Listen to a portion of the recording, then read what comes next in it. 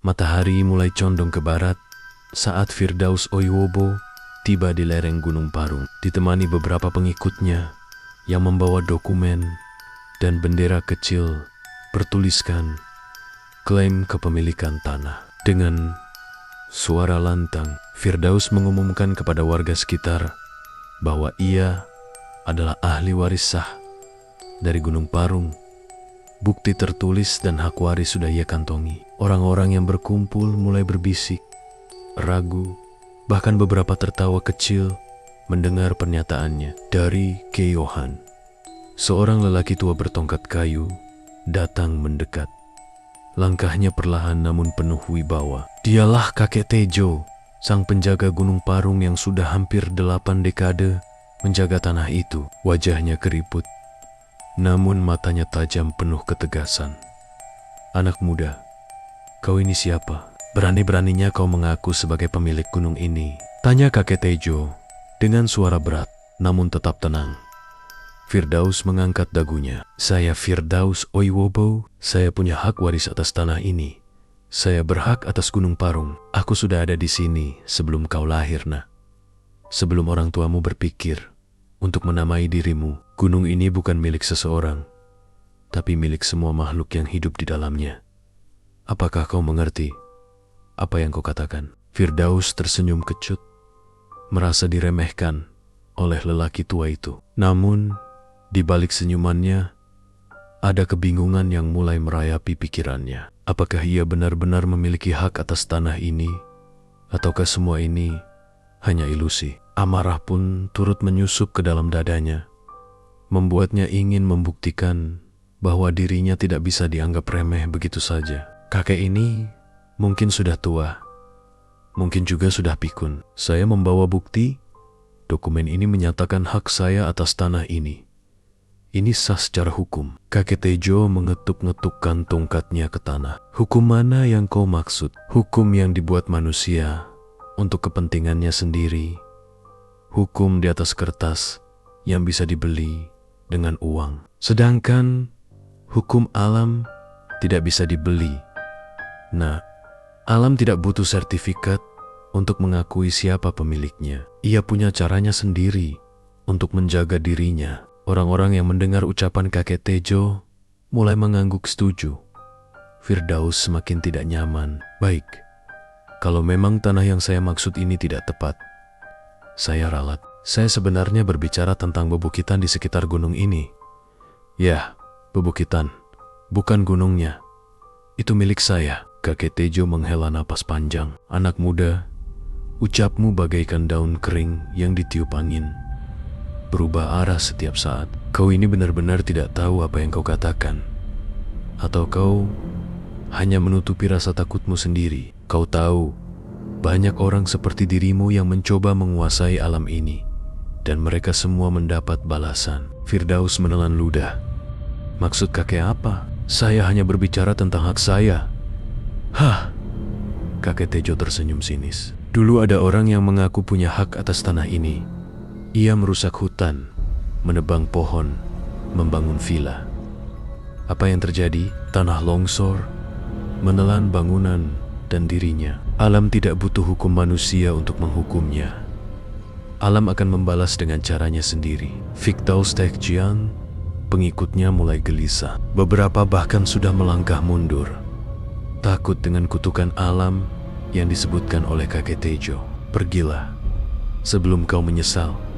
Lanjut kakek Tejo. Ini rumah bagi pohon, burung, air, dan tanah yang sudah ada jauh sebelum kita lahir. Jangan membuat kesalahan yang akan kau sesali seumur hidupmu.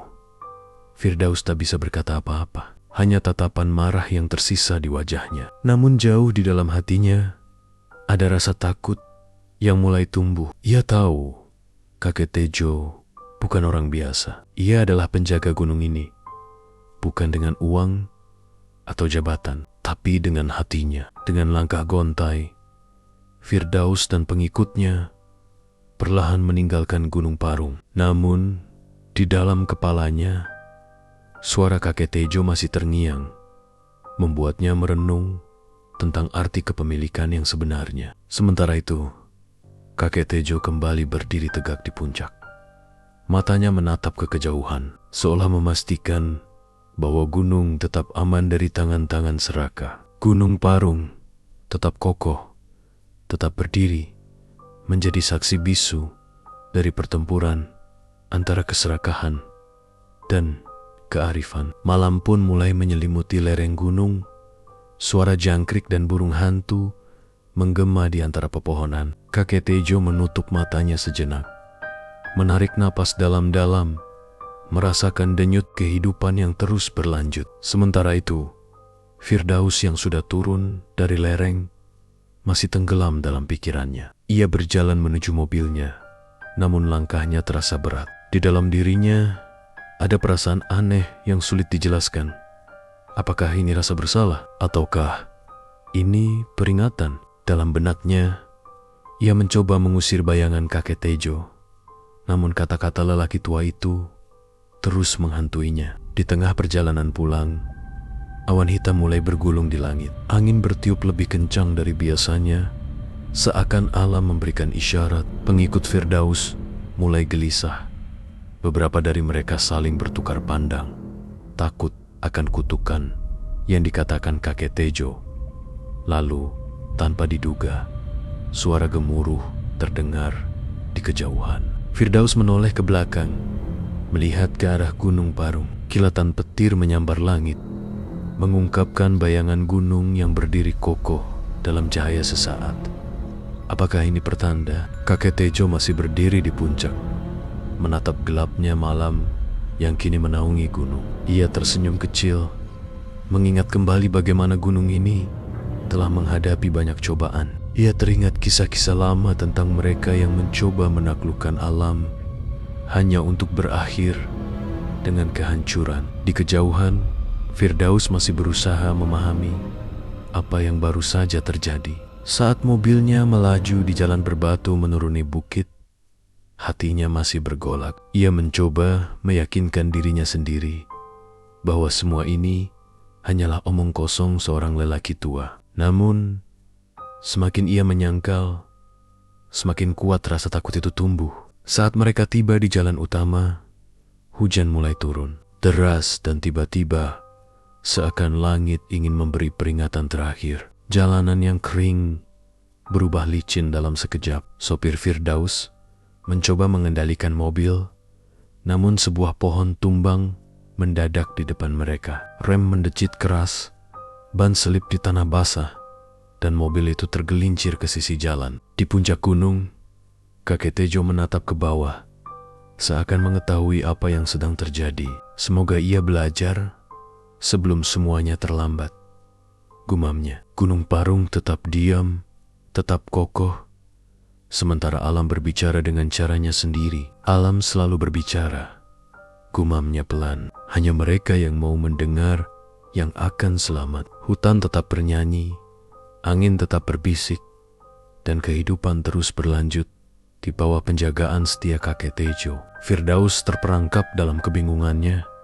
duduk di dalam mobil yang kini terhenti di pinggir jalan. Sopirnya berusaha tenang, menenangkan mereka yang mulai cemas. Namun, Firdaus merasa ada sesuatu yang tidak beres, sesuatu yang jauh lebih besar dari sekadar pohon tumbang atau hujan deras yang tiba-tiba turun. Ia merasa seolah-olah alam sedang menegurnya, membawanya ke titik di mana ia harus memilih. Apakah ia terus mengejar kepemilikan yang tak pernah bisa ia benar-benar miliki? Ataukah ia mulai memahami bahwa ada sesuatu yang lebih besar yang harus dijaga? Dengan tangan gemetar, ia membuka jendela mobil. Hujan deras membasahi wajahnya. Namun entah mengapa, ia merasa sedikit lega. Mungkin, hanya mungkin, ini adalah saatnya untuk meredam egonya dan berpikir lebih dalam. Firdaus menatap jalanan yang licin, mencoba mencari jawaban dalam hening yang tiba-tiba menyelimuti. Sopirnya yang lebih muda menoleh, wajahnya tampak pucat. Pak Firdaus, kita harus berhati-hati. Kalau kita tidak bisa lewat sini, kita bisa kembali ke desa, menunggu hujan reda. Apakah benar bahwa tanah, gunung, dan hutan ini bukanlah milik siapapun, tapi milik alam itu sendiri. Ia berpikir kembali pada klaim-klaim yang ia bawa, pada dokumen dan surat-surat hukum yang selama ini ia banggakan. Suara gemuruh kembali terdengar dari kejauhan, dan untuk pertama kalinya, Firdaus merasa benar-benar kecil di hadapan alam. Tanpa sadar, ia menghela napas panjang. Apakah ia bisa memahami arti dari semua ini sebelum terlambat? Meski tidak ada siapapun di sekitar, ia merasakan kedamaian yang mendalam. Seolah alam itu sendiri mengirimkan pesan yang hanya bisa dimengerti oleh mereka yang mau membuka hati. Ia tahu bahwa Firdaus akan melalui cobaan ini, dan ia berharap suatu hari nanti pemuda itu akan mengerti bahwa kepemilikan sejati bukanlah tentang tanah atau kekuasaan, melainkan tentang menjaga dan melindungi yang telah ada. Sementara itu, di jalanan, hujan masih turun dengan derasnya, dan Firdaus masih bergulat dengan pikirannya. Tiba-tiba, sesosok bayangan muncul di depan mata. Sopir Firdaus berteriak panik. Namun sebelum semuanya menjadi kabur, Firdaus menyadari bahwa bayangan itu adalah seorang lelaki tua bertongkat kayu kakek Tejo. "Berhenti!" Kakek Tejo berteriak dengan suara yang dalam, namun penuh wibawa. Mobil pun akhirnya berhenti dengan sendirinya. Meskipun dalam keadaan yang hampir membingungkan, Firdaus menatap kakek Tejo yang muncul tiba-tiba, merasa seolah lelaki tua itu tahu persis apa yang akan terjadi. "Gunung ini punya caranya sendiri, nah," ujar kakek Tejo pelan. "Terkadang alam menunjukkan jalannya, meskipun kita tidak ingin melihatnya." Firdaus terdiam, perlahan mengerti bahwa perjalanannya belum selesai. Ada lebih banyak yang harus ia pahami. Firdaus melangkah perlahan keluar dari mobil, menatap kakek Tejo yang kini berdiri dengan tenang di hadapannya. Hujan terus mengguyur deras, namun ada semacam ketenangan dalam diri kakek Tejo yang membuat Firdaus merasa sedikit lebih damai, meskipun kebingungannya masih mendalam. "Kakek Tejo, Apakah ini semua ada artinya?" tanya Firdaus dengan suara yang sedikit ragu. Matanya menatap tanah yang basah. "Apa yang harus saya lakukan? Saya tak tahu harus mulai dari mana." Kakek Tejo tersenyum bijak, melihat pemuda yang pernah tampak penuh percaya diri, kini mulai membuka hatinya. "Kadang-kadang, nak, kita harus kehilangan untuk bisa menemukan sesuatu yang lebih besar dari sekadar apa yang kita inginkan. Alam ini, gunung ini, hutan ini, mereka tidak peduli dengan klaim kita. Mereka ada jauh sebelum kita lahir, dan mereka akan tetap ada setelah kita pergi." Firdaus menundukkan kepalanya. Perasaan berat kembali menghimpit. "Saya terlalu fokus pada apa yang saya anggap sebagai hak saya, tapi saya tidak pernah benar-benar memahami apa yang ada di balik itu semua." Kakek Tejo mengangguk pelan. "Itulah masalahnya. Kita terlalu sering terjebak dalam keinginan untuk memiliki, untuk menguasai. Padahal, kita tidak bisa menguasai apa yang tidak kita pahami. Alam ini bukanlah sesuatu yang bisa kita kuasai, nak.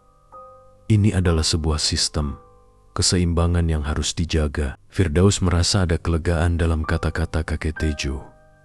Seolah-olah sebuah beban yang ia bawa selama ini mulai terangkat sedikit demi sedikit. "Jadi, apa yang harus saya lakukan sekarang?" Kakek Tejo melihat Firdaus dengan tatapan penuh harapan. "Kembalilah ke sini, bukan untuk menuntut hak, tetapi untuk belajar. Belajarlah tentang tanah ini, tentang pohon-pohon yang tumbuh, tentang air yang mengalir, tentang kehidupan yang ada di sekitarmu. Bukan untuk menguasai, tetapi untuk menjaga. Jika kau bisa memahami ini, maka mungkin, hanya mungkin, kau akan menemukan apa yang sesungguhnya kau cari." Firdaus terdiam. Kata-kata kakek Tejo menggema di dalam hatinya. Ia menatap gunung yang masih tampak kokoh meski diterpa hujan. Merasa ada sesuatu yang lebih dalam dari sekadar kepemilikan atau hak atas tanah. Ada kedamaian yang bisa ditemukan jika ia mau belajar untuk menghargai dan menjaga, bukan hanya untuk mengambil. "Saya akan kembali," kata Firdaus dengan suara yang lebih tegas. Meskipun ada sedikit keraguan, saya akan mencoba memahami apa yang kakek katakan. Kakek Tejo mengangguk. Senyum bijak menghiasi wajah tuanya. Itu langkah pertama yang benar. Semoga kau belajar dengan hati yang terbuka. Nah, hujan mulai mereda dan suasana di sekitar mereka menjadi lebih tenang. Firdaus merasa seolah-olah telah melewati sebuah babak baru dalam hidupnya. Meskipun perjalanan panjang masih harus ditempuh. Dengan langkah yang lebih ringan, ia kembali ke mobil. Tetapi kali ini, dengan pikiran yang lebih jernih, ia tahu bahwa perjalanan ini bukan tentang klaim atau dokumen, tetapi tentang belajar untuk menjaga keseimbangan dengan alam dan hidup berdampingan dengannya. Di puncak gunung, kakek Tejo kembali berdiri dengan tongkat kayunya. Matanya menatap jauh ke depan. Hatinya tahu bahwa Firdaus akan menemukan jalannya. Meskipun perjalanan itu tidak akan mudah. Alam selalu berbicara, dan hanya mereka yang mendengar yang akan selamat.